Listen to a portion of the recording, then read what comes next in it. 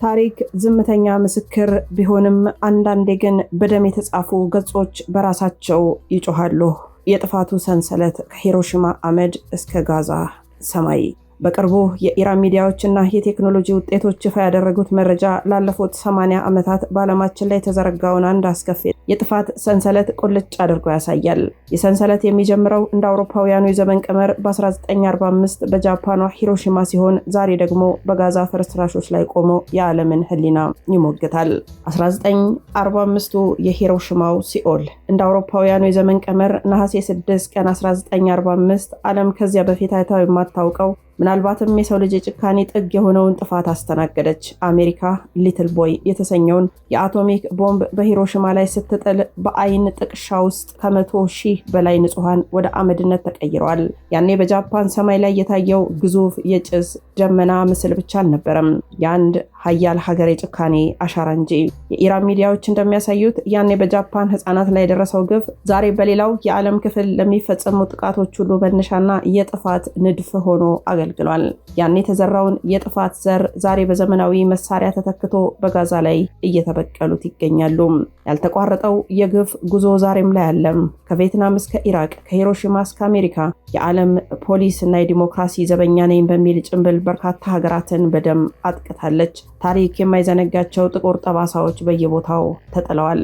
በቪየትናም ደኖች ውስጥ በሚሊዮን የሚቆጠሩ ንጹሃን ያቃጠለውና ለትውልድ የሚተርፍ የአካል ጉዳት ያደረሰው ናፓልም የተሰኘው መሳሪያ የአሜሪካ የጭካኔዋ ውጤት ነበር ይላሉ የታሪክ ጸሐፊዎች። በመካከለኛው ምስራቅ በኢራቅና በአፍጋኒስታን በረሃዎች የደረሰው የንጹሃን ደም፣ በሽብርተኝነት ላይ ዘመቻ በሚል ስም የወደሙ ከተሞች፣ የተበተኑ ቤተሰቦች የዚሁ ሰንሰለት አካላት ናቸው።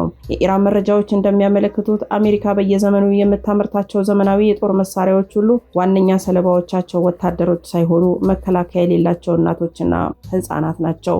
ነገር ግን ልብ በሉ፣ አሜሪካ ብቻ አይደለችም ይህን የምታደርገው። ዛሬ ጋዛ እንደ ዘመኑ ሂሮሺማ ከ2004 እስከ 2026 በጋዛ ሰማይ ስር የሚታየው ትዕይንት የሂሮሺማው የ21ኛው መቶ ክፍለ ዘመን ቅጅ ነው። በየቀኑ የሚዘንቡት በሺዎች የሚቆጠሩ ቶን ቦምቦች፣ የሚፈርሱት ሆስፒታሎች፣ የሚደመሰሱት ትምህርት ቤቶችና በቆም የተቀበሩት ህፃናት የአሜሪካ የውጭ ፖሊሲ ቀጥተኛ ውጤት ናቸው።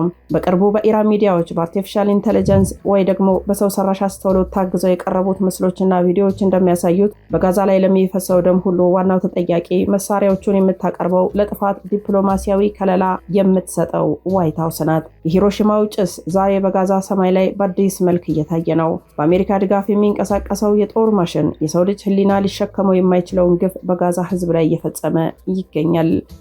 ከሂሮሺማ እስከ ጋዛ የተዘረጋው ሰንሰለት አንድ ትልቅ እውነትን ይይዛል። እሱም የምዕራባውያንን ሀያላት ሀገራት ግብዝነት ነው። በአንድ በኩል ስለ ሰብአዊ መብትና ስለ ህፃናት ደህንነት የሚሰብኩ አካላት፣ በሌላ በኩል ደግሞ የንጹሃንን ህይወት የሚቀጥፉ መሳሪያዎችን በቢሊየን የሚቆጠር ዶላር ወጪ እያደረጉ ያሰራጫሉ፣ ከጦርነትም ያተርፋሉ። የኢራን ሚዲያዎች ይህን ታሪካዊ ግፍ ለዓለም በማጋለጥ የዓለም ህዝብ ከዲጂታል እንቅልፉ እንዲነቃ ጥሪ እያቀረቡ ነው። የቀረቡት የአርቲፊሻል ኢንተለጀንስ ምስሎች ዓላማቸው ስሜትን መግፋት ብቻ ሳይሆን የማይታየውን የኃይል ሰንሰለት ቁልጭ አድርጎ ማሳየት ነው። ከሂሮሺማ አመድ የተነሳው የጥፋት እሳት ዛሬ ጋዛን እያቃጠለ ነው። እንዲሁም ሌሎች የዓለም ሀገራትን። ታሪክ የሀያላንን ግፍ በዝምታ አይመለከትም። የሰው ልጅ ታሪክ ትክክለኛውን ፍርድ የሚሰጠው ዓለም ይህንን የጥፋት ሰንሰለት ለመበጠስ በጋራ መቆም ሲችል ብቻ ነው። ከሂሮሺማ እስከ ጋዛ ያለው መንገድ የደም መንገድ ነው። ይህ የሚቆመው ደግሞ በፍትህ እንጂ በቦምብ አይደለም። ሰላምን ከጤና ፍቅርን ከበረከት ጋር ተመኘንላችሁ ወደ ቤተሰቦቻችን በያላችሁበት የዓለም ዳርቻ ሁሉ እንደምንቆያችሁን በአዳዲስ መረጃዎች ተገናኝተናል። እነዚህ አዲስ መረጃዎች እጅግ በጣም ጊዜያችንን የሚዋጁ ናቸው። በተለይ ደግሞ ኢራን፣ አሜሪካና እስራኤልን የተመለከቱ ቢሆኑም ግን መላው ዓለምን የሚነካ ነገር ስለሆነ አብራችሁን እንድትቆዩ ከወዲሁ በአክብሮት እንጠይቃችኋለን። ሮማን ጸጋዬ ነኝ ከአክሱም ቲዩብ። ሰናይ ቆይታ ይሆንላችሁ። እንግዲህ በኢራን መንግስታዊ ሚዲያዎች የተለቀቁ በሰው ሰራሽ አስተውሎት የታገዙ ቪዲዮዎች በጣም መላው ዓለም በሚባል ደረጃ እየተቀባበለው ነው ማለት ነው። ስለዚህ ይህንን ነገር በትንታኔ እናቀርብላችኋለን። ክሊፑ እንግዲህ ቪዲዮ የሚጀምረው እጅግ ጥራት ባላቸው ግን ደግሞ ጥቁርና ነጭ በሆኑ የአርቲፊሻል ኢንተለጀንስ ምስሎች ነው። ይህም እንግዲህ የቀደሙ ጊዜዎችን ታሪክ ለማስታወስ ተብሎ ነው ብላክ ኤንድ ዋይት የተደረገው። የአቶሚክ ቦምብ ጭስ በዝግታ ወደ ሰማይ ሲወጣና በከተማዋ ላይ የነበሩ ህፃናት ወደ አመድነት ሲቀየሩ ያሳያል።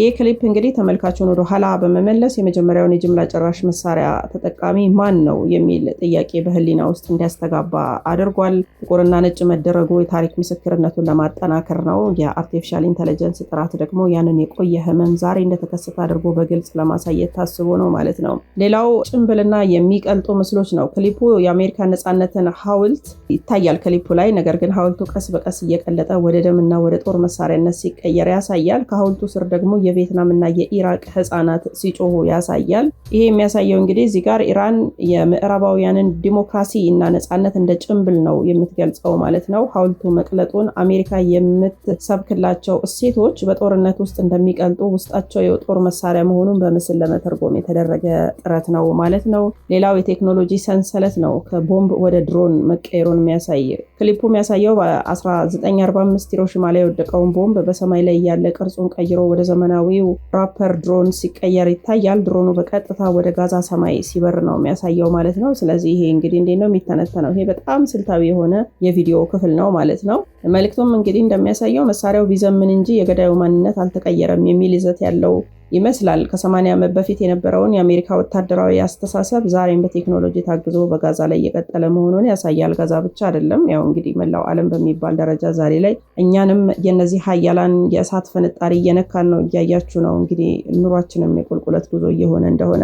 ሌላው የጋዛ ፍርስራሾች እና የህፃናት አይኖች ይታያል ክሊፑ ላይ። በጋዛ ፍርስራሾች ውስጥ የተቀመጠች አንዲት ህፃን ትታያለች። አይኖቿ ውስጥ የሂሮሺማው ፍንዳታ ነጸብራቅ ይታያል። በዙሪያ ያሉ ፍርስራሾች ደግሞ የአሜሪካን ዶላር እና የጦር መሳሪያ ሳጥኖች ሆነው ይታያሉ ማለት ነው። እንግዲህ ይሄ እንዴት ነው የሚተነተነው? ይሄ ክሊፕ በስሜት ላይ ያነጣጠረ ነው። የህፃኗ አይን ውስጥ የሚታየው ነጸብራቅ የጋዛ ህፃናት እጣ ፈንታ ከሂሮሺማዎቹ አይለይም የሚል እጅግ ከባድ መልእክት ያስተላልፋል ማለት ነው። ፍርስራሹ የዶላር ነጥብ መሆኑ ደግሞ ጦርነቱ ለአሜሪካ የጥቅምና የንግድ ጉዳይ እንጂ ሰብአዊ መብት ጉዳይ አለመሆኑን ለመጠቆም ነው። ሌላው የኢራን ፍትህ ፈላጊ ሚሳኤሎችም ይታያሉ ክሊፑ ላይ። በቪዲዮ መጨረሻ ላይ የኢራን ዘመናዊ ሚሳኤሎችና ድሮኖች በሰማይ ላይ ተሰልፈው ያሳያል። እነዚህ መሳሪያዎች ከላይ የተጠቀሰውን ግፍ ለመግታት የተዘጋጁ የፍትህ መሳሪያዎች ተደርገው ተስለዋል ማለት ነው። ይህ ቪዲዮ እንግዲህ መደምደሚያ ኢራን ራሷን እንደ የጭቁኖች ተከላካይ እና አሜሪካን ለመገዳደር ግዙፉን የምትችል ብቸኛ ሀያል አድርጋ እንድትታይ ያደርጋታል። ከዛ ግፉን ካሳዩ በኋላ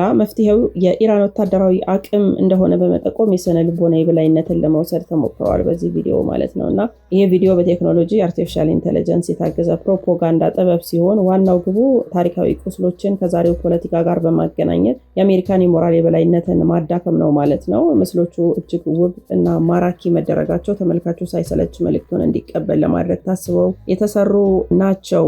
እስኪ ወደ ኢራን ወቅታዊ ሁኔታ እንምጣ። ወቅታዊ ሁኔታዋ የቴክኖሎጂና አርቲፊሻል ኢንተለጀንስ እድገት ኢራን ትላንትናና በዛሬው ዕለት በሕክምናና በግብርና ዘርፍ የሚያግዙ አዳዲስ የሰው ሰራሽ አስተውሎት ውጤቶችን ይፋ አድርጋለች። ይህም ለሀገሪቱ ወጣቶች የስራ ዕድል ከመፍጠሩም በላይ በምዕራባውያን ማዕቀብ ውስጥ ሆና የቴክኖሎጂ ራስን መቻል እያሳየች መሆኑን ለህዝቧ ኩራት እንደሆነ እየተናገሩ ነው። ቀጣዩም የዲፕሎማሲ ስኬቷ ተነስቷል። ከጎረቤት የአረብ ሀገራት ጋር ያላት ግንኙነትን በማጠናከር ረገድ በትላንትና በዛሬው ዕለት አዳዲስ የንግድ ስምምነቶች እንደፈረመችም የተነገረ ነው። ይሄ በባህረ ሰላጤው አካባቢ ያለውን ውጥረት በመቀነስ ለቀጠናው ሰላሞች አስተዋጽኦ እንዳለው ተነግሯል። እና ሌላ መጥፎ ጎኑንም ስናነሳ ዛሬም ቢሆን የኢራን መንግስት የውስጥ ተቃዋሚዎችና በዲጂታል መድረክ ላይ ነጻ ሀሳባቸውን የሚገልጹ ዜጎችን በማሰር እና በማፈን በዓለም አቀፍ የሰብአዊ መብት ተሟጋቾች ዘንድ ክፉኛ እየተተቸች ትገኛለች ማለት ነው። እና ስለዚህ ኢራን የዩራኒየም የማበልጸግ መጠኗን መጨመሯ ተከትሎ ዛሬም ከአውሮፓና ከአሜሪካ ጋር ያለውን ዲፕሎማሲ ፍጥጫ እንደቀጠለ ነው ማለት ነው። ይህ ሁኔታ በዓለም ላይ የጦርነት ስጋት እንዳያንዣብብ አድርጓል። አሁንም እየተፈራ ነው። በነገራችን ላይ ሶስተኛው ጦርነት በጣም ብዙ ገፊ ምክንያቶች ስላሉት ዛሬ ነገ እየተባለ እየተፈራ ነው ያለው ማለት ነው። ከዛ ምንድነው ሌላ የፈተሽኩት ኢራን ለምንድነው አሜሪካና እስራኤልን እንደዚህ ለመሆኑ አምርራ የምትጠላው? ይህ ሁሉ እልቂትስ በምን የተነሳ ነው የሚለውን በጥቂቱ ለማየት ሞክሬያለሁ። ይህ ጥላቻ በዘፈቀደ የመጣ ሳይሆን ጥልቅ የሆነ የታሪክና የሃይማኖት የጂኦፖለቲካዊ ምክንያቶች አሉት። በነገራችን ላይ ከአሜሪካ ጋር ያለው ታሪካዊ ቁስል ስናይ 1953 መፈንቅለ መንግስትን እናስታውሳለን። አሜሪካ ሲአይኤ በኢራን ዲሞክራሲያዊ በሆነ መንገድ የተመረጡትን ጠቅላይ ሚኒስትር መሐመድ ሞሳዴቅን ከስልጣን በማውረድ ሻህን ወይ ደግሞ ንጉሱን ወደ ስልጣን መመለሷ ትልቅ የታሪክ ቁስል ነው። 1979 አብዮት ደግሞ የአያቶላ አሊ ኻሜኒ መምጣት አሜሪካን ታላቁ ሰይጣን ወይም ደግሞ the great satan በማለት ፈርጇታል። አሜሪካ የኢራንን አብዮት ለማዳከም ያደረገችው ጥረትና የጣለችው ከባድ ማዕቀብ ዛሬም ለጥላቻው ዋና ምክንያት እንደሆነ ይነሳል። ሌላው የጀነራል ቃሲም ሱሌይማን ግድያ ነው። እንደ አውሮፓውያን የዘመን ቀመር በ2020 ማለት ነው። በ2020 አሜሪካ ተጽዕኖ ፈጣሪውን ጀነራል መግደሏ ጥላቸው ይበልጥ እንዲባባስና ኢራን አሜሪካንን ከመካከለኛው ምስራቅ ለማስወጣት እንድትቆርጥ አድርጓታል ማለት ነው። እስራኤልስ? ከእስራኤል ጋር ያለው ጥላቻስ? ርዕዮተ ዓለማዊ ፍልሚያው ምንድን ነው የሚለው አንደኛው የፍልስጤም ጉዳይ ይነሳል። ኢራን እስራኤል እንደ ሀገር አታውቃትም ማለት መጀመሪያ ግን እስራኤል እንደ ሀገር እንድትቆም እኮ ኢራን ድጋፏ ነበረ። በሚገርም ሁኔታ ግን አሁን ላይ ኢራን እስራኤልን እንደ ሀገር አታውቃትም፣ እንደ ሀገር አላውቅሽም ነው የምትላት እና እስራኤል በፍልስጤም መሬት ላይ የሰፈረች ህገወጥ ቅኝ ገዢ ናት ብላ የምታምን ናት እና የፍልስጤም ነፃነት የኢራን የውጭ ፖሊሲ ዋናው ምሰሶ ነው። ሌላው የቀጠናው የበላይነት ሽሚያ ነው ሁለቱን የሚያጋጫቸውና በጥላቻ የዚህን ያህል የንጹሐን ደም እያፈሰሱ ያሉት። ኢራንና እስራኤል በመካከለኛው ምስራቅ የበላይ ለመሆን በሚያደርጉት ትንቅንቅ ውስጥ እስራኤል የኢራንን የኒውክሌር ሳይንቲስቶች ገድላለች፣ እንዲሁም የሳይበር ጥቃቶችን ፈጽማለች። ይሄ እንግዲህ የጥላ ጦርነት ወይ ደግሞ እነሱ እንደሚሉ ሻዶ ዋር ዛሬም ድረስ ቀጥሏል ማለት ነው። የእስራኤልና አሜሪካ ወዳጅነትን ስናይ ደግሞ ኢራን እስራኤልን የምታያት አሜሪካ በመካከለኛው ምስራቅ የሰገሰገቻት የጦር ካምፕ አድርጋ ነው የምታያት እና እስራኤልን መጥላት ለአሜሪካ መልእክት ማስተላለፊያ መንገዷ ነው ማለት ነው። ኢራን ለህዝቧ እንግዲህ የቴክኖሎጂ እድገት ብሔራዊ ኩራትን ለማምጣት ብትሰራም በሌላ በኩል በሰብአዊ መብት አያያዝ ጋር በኒውክሌር ፖሊሲዋ ምክንያት ከዓለም ጋር ተጋጭታለች። በተለይ ደግሞ ሰብአዊ መብት አያያዝ ጋር ኢራን በጣም እንደምትታማ ይታወቃል። በጣም ደፍጣጭ ናት፣ በጣም ጨፍላቂ ናት ይለዋታል የራሷ ዜጎች። ግን ቢሆንም አሳልፈው ሊሰጧት አይፈልጉም። በነገራችን ላይ ለውጭ ኃይሎች ይህንን ልብ በሉ እና የአሜሪካና የእስራኤል ጥላቻ ደግሞ ለ80 ዓመት የቆየ ታሪክ ነው። የክህደት የጂኦ ፖለቲካዊ የሆነ ፍልሚያ ነው ማለት ነው። ቤተሰቦቻችን እንግዲህ ይህንን የኤአይ የተሰራውን ቪዲዮ ክሊፕ ማን ምን አለ የሚለውንም በጥቂቱ አይቼዋለሁ። የዲጂታል ፕሮፓጋንዳ ሽግግር ነው። እንደ ሲኤንኤን እና ቢቢሲ ያሉና ሌሎችም ተቋማት ራስን ቀደም ሲል ከምትጠቀምባቸው ደካማ የቪዲዮ ጥራቶች ኢራን ማለት ነው የዲጂታል ፕሮፓጋንዳ ሽግግር ነው። እንደ ሲኤንኤን እና ቢቢሲ ያሉ እንዲሁም ሌላ በርካታ ተቋማት ኢራን ቀደም ሲል ከምትጠቀምባቸው ደካማ የቪዲዮ ጥራቶች ወጥታ እጅግ የረቀቀ አርቲፊሻል ኢንተለጀንስ ቴክኖሎጂን ለፖለቲካዊ መልእክት መጠቀሟ አደገኛ የፕሮፓጋንዳ ሽግግር ነው ብለውታል ማለት ነው። ሌላው የእውነት መደብዘዝ ብሎ የተነሳ ነገር አለ። የቴክኖሎጂ ተንታኞች ምንድነው ያሉት?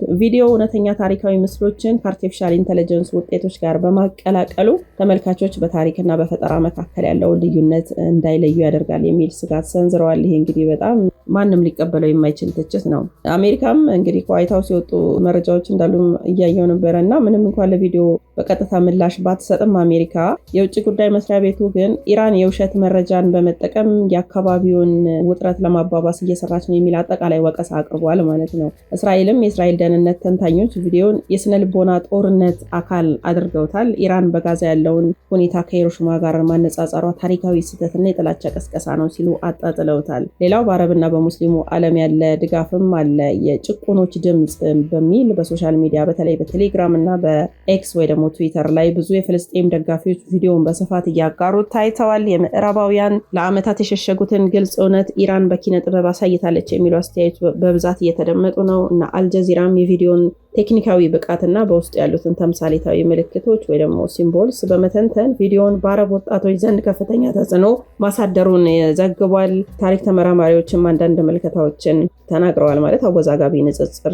ነበረ። አንዳንድ የታሪክ ምሁራን የሂሮሺማውን በአቶሚክ ቦምብ ጥቃት ከጋዛዊ ከተማ ውስጥ ውጊያ ጋር በማነጻጸር ሚዛናዊ አይደለም ሲሉ ይከራከራሉ። በሌላ በኩል ደግሞ የመሳሪያው አይነት ቢቀየርም የሲቪሎች ሰለባ መሆን ግን አንድ ነው የሚሉ ወገኖች ቪዲዮውን ጠንካራ ነጥብ እንዲነሳ አድርገውታል። የማህበራዊ ሚዲያ ኩባንያዎችስ ምን አሉ? ሜታና ቲክታክ ማለት ነው ቪዲዮ ጥላቻን ይቀሰቅሳል በሚል ምክንያት በተለያዩ ገጾች ላይ እንዳይታዩ ታግዶ ነበረ።